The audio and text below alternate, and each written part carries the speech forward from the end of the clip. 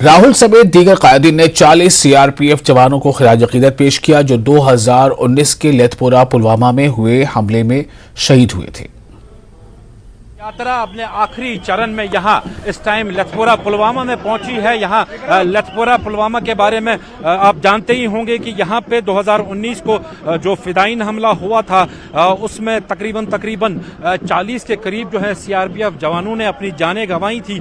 یہاں اس ٹائم یاترا روک دی گئی ہے اور جو راہل گاندھی ہیں وہ یہاں پہ شردھانجلی دے رہے ہیں ان جوانوں کو جنہوں نے شہادت پراپت کی تھی۔ یہاں پہ یہی وہ جگہ ہے، یہاں پہ آپ لوگوں کو بھی دیکھ سکتے ہیں، لوگ گھروں سے باہر نکلے ہوئے ہیں اور یہ صبح سے ہی جو ہے راہل گاندھی کا انتظار کر رہے تھے۔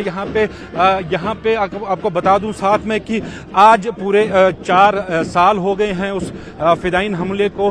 2019 میں فیب کے مہینے میں وہ حملہ ہوا تھا جس میں کافی ساری جو ہیں CRPF اہلکاروں کی جانوں کا نذرانہ دیا تھا انہوں نے۔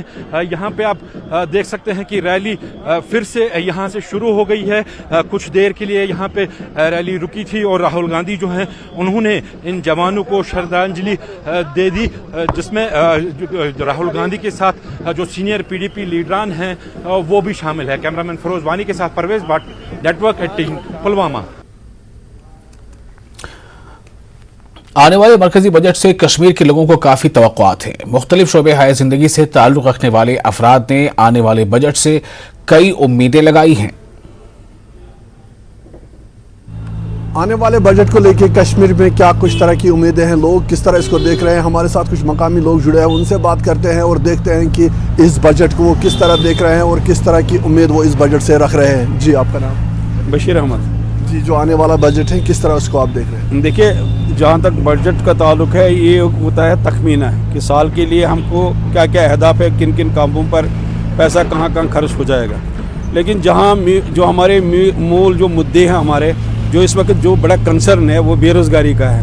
ہمارے اس وقت نوجوان بے شمار تو تعداد سے بھی زیادہ باہر ہو گئے ہیں، جو بیکار گریجویٹ ہیں، پوسٹ گریجویٹ ہیں، PhD اسکالرس ہیں جو گھروں میں بیٹھے ہوئے ہیں۔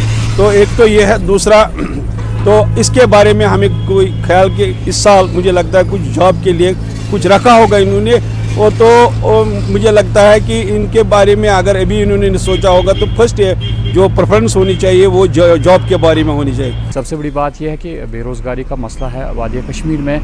یہاں پہ جتنے بھی بے روزگار ہیں وہ چاہتے ہیں کہ بجٹ میں اگر ان کو شامل کیا جائے۔ بڑی مشکلات کا سامنا ہے یہاں ان لوگوں کو جو ابھی تک مستقل نہیں ہوئے ہیں۔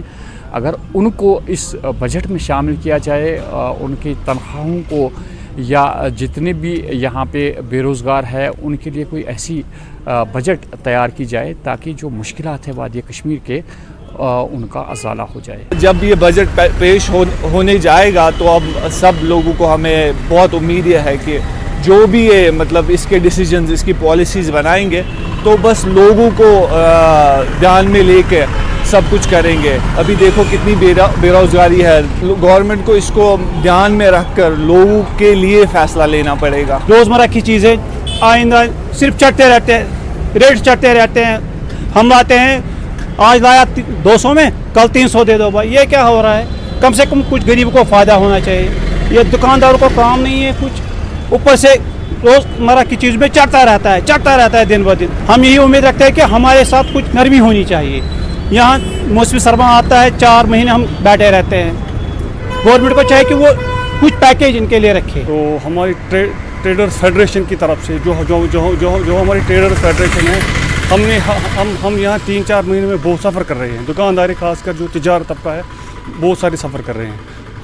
ہم نیچے طبقے مڈل کلاس جو لوگ ہیں ان کو ان 3 مہینوں میں بہت ساری پرابلمیں ہوتی ہیں، اس لیے ہم چاہتے ہیں کہ آنے والے بجٹ ہمارے لیے اچھی امیدیں لے کے آئے۔ جس طرح سے آپ نے دیکھا کہ یہاں کے لوگ بھی یہی امید کر رہے ہیں کہ جو آنے والا بجٹ ہے اس میں لوگوں کو جو ہے وہ راحت ملے، یہ پیپل اورینٹڈ ہو، اور ساتھ ہی ساتھ جو یہاں پہ بے روزگاری کا مسئلہ ہے اس کو بھی دیکھا جائے، تمام لوگوں کو اس بجٹ میں شامل کیا جائے۔ یہ بجٹ جو ہے وہ لوگوں کے ہت میں ہو اور اس میں زیادہ سے زیادہ جو ہے وہ لوگوں کو راحت ہو۔ شعیب شمیم کے ساتھ رئیس ماغرے، نیٹ ورک 18 سری نگر۔